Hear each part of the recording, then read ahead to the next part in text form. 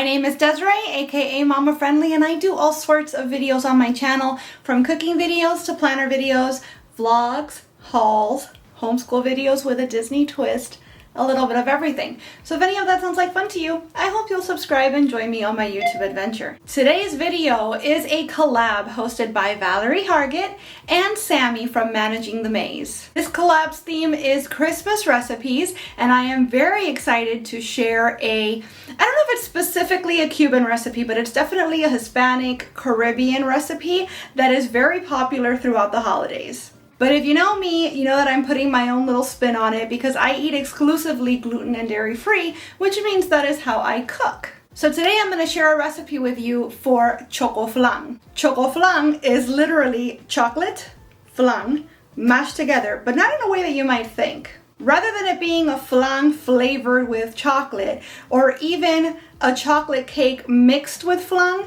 it's actually two separate layers that cook together into one dessert, but still have all of the flavors and textures of each of these desserts that you'd expect. Now, I was just aiming for gluten and dairy free, but I happened upon a recipe that was entirely vegan as well, and so I thought, why not make this recipe more accessible to everybody else? If you Google ChocoFlan, you're gonna find a bazillion recipes, but not very many for people that eat plant-based. So that's where I come in. Now, this recipe seems like it might be a little bit intimidating or a little bit complicated, but I can assure you it's a lot easier and a lot more straightforward than you might think, and the results are spectacular. Now, before we jump into the recipe, I do want to remind you that because this is a collab, there's a playlist. So if you check out the description box in this video, you're going to find links to Sammy and Valerie's channels, but also a link to that playlist, so that once you've finished watching my video, you can see what all my friends made for their Christmas recipes as well. Now let's get cooking, shall we? Okay, my pals, so this obviously is going to come together with two different recipes that just bake in the same tray. So I'm going to do the flan mix first. You're going to need 1 can, 15 ounces of coconut milk. You're going to need 1 cup of unsweetened oat milk. I accidentally got the original, so this is going to be slightly sweetened, I guess. I typically use nut pods whenever I'm going to use a non-dairy milk, which is anytime milk is required. But because this recipe seems to involve a little bit of science, and they're asking specifically for oat milk, that's what I went with. 1 teaspoon of chickpea flour. Obviously you cannot buy just 1 teaspoon, so I've got this whole bag. Hopefully I figure out something else to do with this. 1/3 of a cup of sugar, 1 teaspoon of vanilla, 1/3 of a cup plus 1 tablespoon of cornstarch. And then this is entirely optional, but I already have it, so you might as well, or I might as well anyways, 1 to 2 drops of yellow food coloring. Again, you really don't need this, but it's going to help give the more traditional flan coloring to our flan mix. So the flan mix is all going to happen in a saucepan. I already have my bundt cake pan sprayed with avocado oil spray and set aside, but we're not quite there yet. So I'm going to begin by putting my entire can of coconut milk in here, and I'm going to bring it up to a simmer. While that's happening, I am meant to be combining basically the rest of my flan ingredients into a blender to combine them thoroughly. Now, I don't have a full-sized blender, so I am hoping that everything fits inside my little cup for my magic bullet situation here. So there's my cup of oat milk. Here's 1/3 of a cup. Oh, this is gonna make, whoop, not as much of a mess as I thought it was gonna make. I thought it was gonna be much worse. 1/3 of a cup and 1 tablespoon of my cornstarch. The black shirt I'm wearing will never be the same though. Do my 1/2 cup of sugar. So that's 1.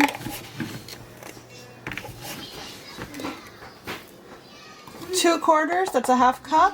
My 1 teaspoon of chickpea flour. I know that this is meant to help thicken. I don't know how much 1 teaspoon can really do, especially since we already have the cornstarch in there, and that's also going to help thicken things up, but we're following the recipe, right? And lastly, my vanilla, The recipe calls for a teaspoon, but you guys know I never really measure. And it turns out that that fit just fine into my Magic Bullet cup. So now I'm going to blend this up while my coconut milk continues to simmer.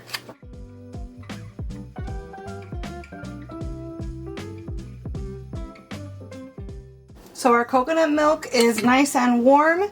I'm going to pour the rest of our mixture in here. Nothing stayed behind. Good. I was worried that it might not have blended like perfectly, but everything's in there. We're going to give this a little mixy mix. And now is when you'd go ahead and put in your food coloring if you're going to use it. I am, so just a couple drops. Nothing wild. Give that another mix to make sure it's all incorporated. We're going to simmer this for 5 minutes.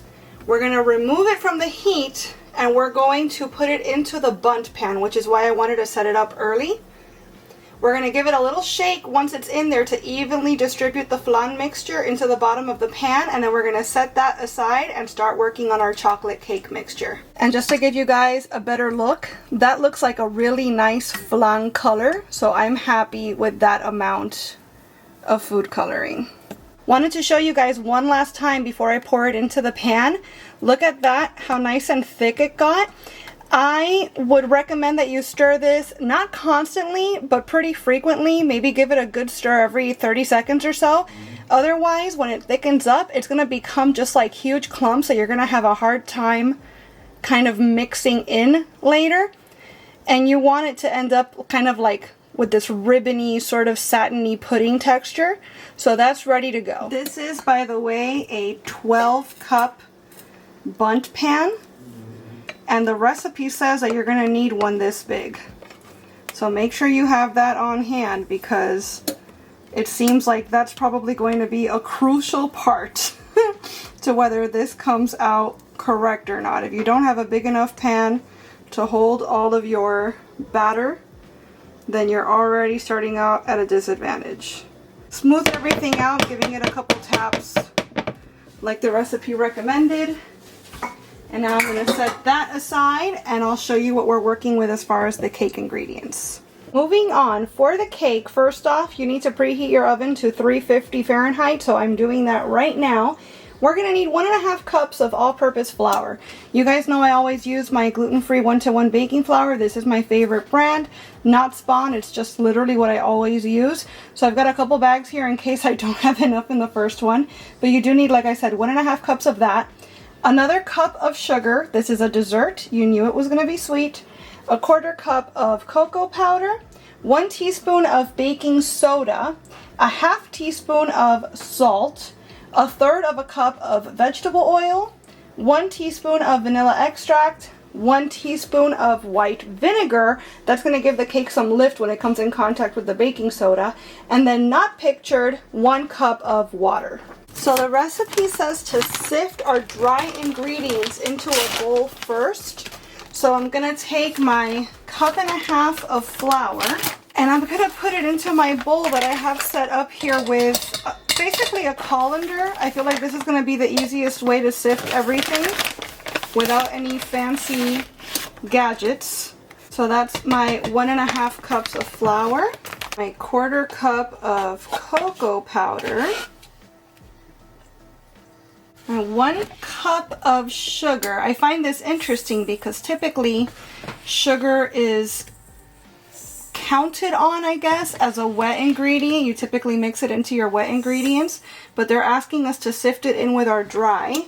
My 1 teaspoon of baking soda right there, and our 1/2 teaspoon of salt. I'm just going to eyeball.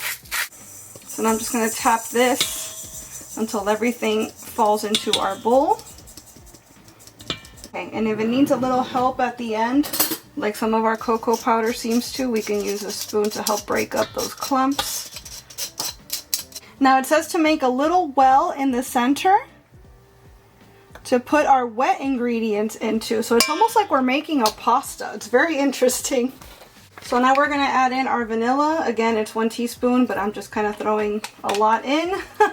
That was way more than a teaspoon, I can tell you that for sure. 1/3 cup of vegetable oil. We need our 1 teaspoon of vinegar, just like that. And lastly, 1 cup of water.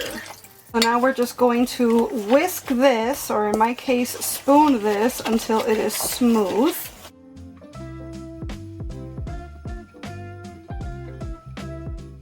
It's very cool. I don't know if you guys are going to be able to see it on camera. I can definitely see it with my eyes, but there's a bunch of bubbles coming to the surface and popping, and I'm pretty sure that that's that tiny bit of baking soda reacting with that tiny bit of vinegar. So we have our bundt pan here with our flan mixture. I'm going to take our cake mixture now and just pour it right on top of the flan. We're not going to mix these together. We're just going to make 2 layers. If they mix a little bit on their own, that's fine. You don't need to worry about it. But we're not going out of our way to make that mixing happen. Just trying to make sure that it's all covered up there. It's nice and even. Perfect. So we just had to do some problem solving. The recipe now says to get a sheet tray with water in the center rack of the oven, which will function as our water bath, and place the bundt pan in the center of the sheet tray. Then bake, etc., etc. I don't have a sheet tray, so I made do with this very old, very flimsy, disposable but obviously reusable pan. I put about 1 inch of water in here, and I put my bundt pan inside of it, but it's very flimsy and crap. Like I said, it's an old pan, so I've got another little like cookie sheet under it to give it some stability when I'm putting it in and taking it out of the oven. So this whole thing is going to go into the oven now for 45 to 50 minutes until a toothpick inserted in the cake comes out clean. Careful not to go all the way in. We're not testing the flan, we're testing just the cake. So I'm going to do that. I'm going to put it in for, let's say, 45 minutes, and then we'll see what happens next. So once the cake's done, we're going to take it out of the oven and let it cool. We're going to place it in the fridge for at least 4 hours until it's completely cool. We're going to pass a butter knife around the edges of a bundt pan, which would be easier if my bundt pan was smooth. And we're going to do that only at the cake level, right? So we don't want to touch the flan at this point. Place the flan part of the cake, so the bottom part, into a warm water bath for a couple of minutes so that the flan unsticks from the pan. And we're going to do our damnedest to flip the bundt pan over onto a plate, give it a little shake, and pray that everything just slides right out. If it doesn't slide out, you can just keep placing it back into the water bath and try again. However your cake ends up looking, it's going to be delicious. You can garnish it with some chopped pecans if you have them on hand. You can make some vegan caramel and pour it over the top. I'm going to have mine just like this. However you decide to serve it, I hope that you enjoy. Alright friends, there you have it. It was, again, so much easier than I expected it to be, and it turned out perfectly. I was really concerned that the flan was going to get stuck to the pan and not come out, but luckily it was absolutely perfect. Nothing got left behind. I suppose that if you wanted to like make it extra foolproof, you could use a silicone bundt pan instead of metal. I had both. I don't know why I decided to opt for the metal. I guess maybe it was a prettier design. But either way, it was a close call. It turned out great, but if you'd rather make it just a little bit easier on yourself, silicone might be the way to go. The flavor was fantastic, but something else that you could do to zhuzh it up even more is make yourself a vegan caramel. So you would basically just get sugar, water, and then once that's like combined and cooked down a little bit, you can add in a little bit of coconut milk, make that into a sauce, and drizzle it over the top of the flan before you serve. You could also chop up some pecans really finely and put that over the top as well for another textural change. There's all sorts of things you can do to make this extra fancy, but I can confirm that just as is, it's pretty amazing. If you decide to try this recipe for yourself, I would love for you to come on back and let me know how you liked it. And as always, I want to thank you all so much for being here and watching this video. I really hope you enjoyed it, and if you did, I hope you'll please give it a big thumbs up. I'd also love it if you would subscribe and click that notification bell, because I post at least 3 times a week and I wouldn't want you to miss a minute. Thanks so much again for watching. Happy holidays and Feliz Navidades!